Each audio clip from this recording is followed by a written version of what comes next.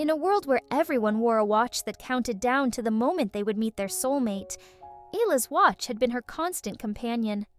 Like everyone else, she had grown up watching the numbers tick down, each second bringing her closer to the moment she would meet the person destined to complete her heart.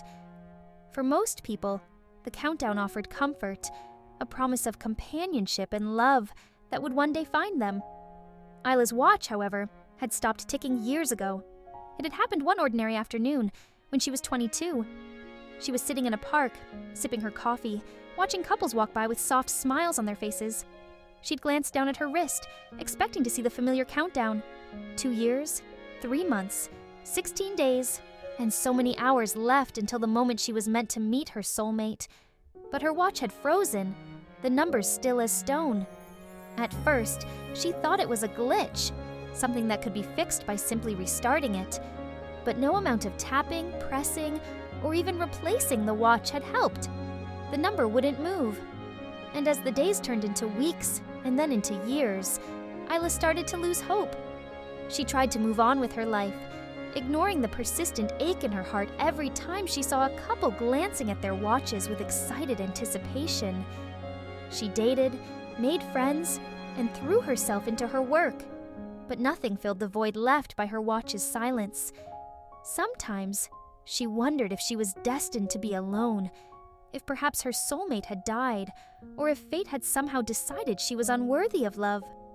Years passed, and Aila learned to live with her uncertainty. She grew older, wiser, accepting that her journey might be one she had to walk alone. Then, on a rainy evening in her 27th year, something miraculous happened. She was huddled under an umbrella, waiting for the bus in the middle of a downpour. She glanced down at her wrist out of habit, not expecting anything different. But there it was. Her watch was ticking again.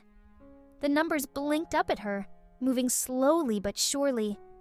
She had 2 hours and 45 minutes left. Her heart leapt, pounding with a mixture of excitement and fear. Her soulmate was out there, closer than she had ever imagined. But why had the watch stopped in the first place? And why had it suddenly resumed now, after all these years?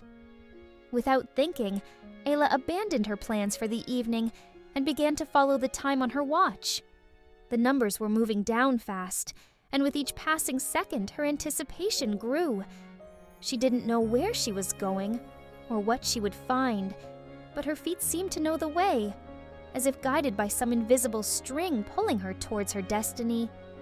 The rain soaked through her clothes, and her umbrella was little protection against the fierce wind. But she barely noticed.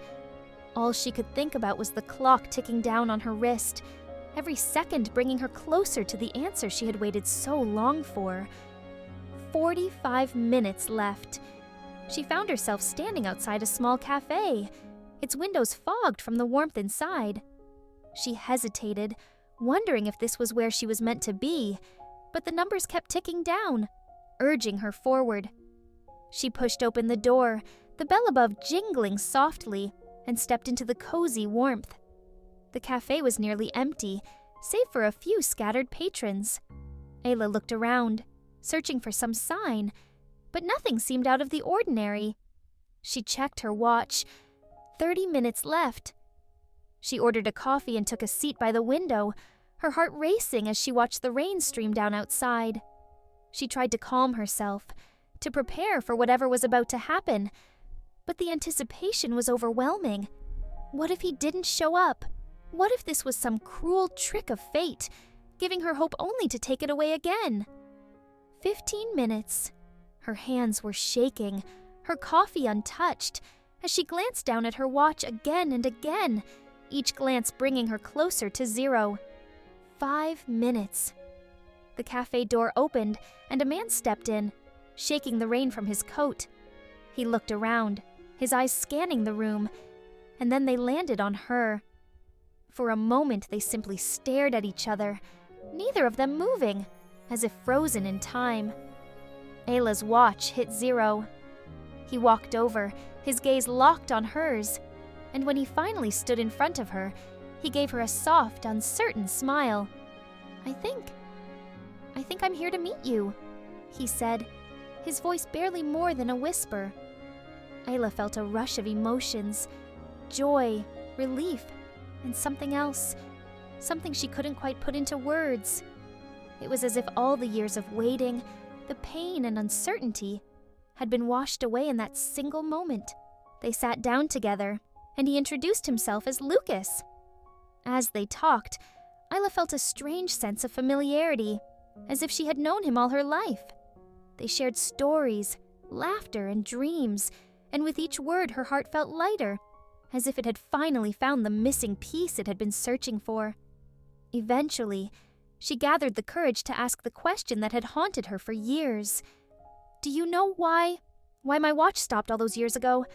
Lucas looked down, a hint of sadness flickering in his eyes. "I was in an accident when I was 22, he said softly. "I was in a coma for years. They told me I might not make it, but something kept me fighting. It felt like there was someone I was meant to find." Ayla's breath caught. All this time, he had been waiting too, struggling to come back to her. They sat in silence, the weight of their shared journey settling between them. But there was no sadness now, only the knowledge that they had found each other, against all odds. As they left the cafe together, Aila looked down at her watch, now blank, its purpose fulfilled. She no longer needed it to tell her where her heart belonged. Fate had brought them together, and for the first time in years, Aila felt complete.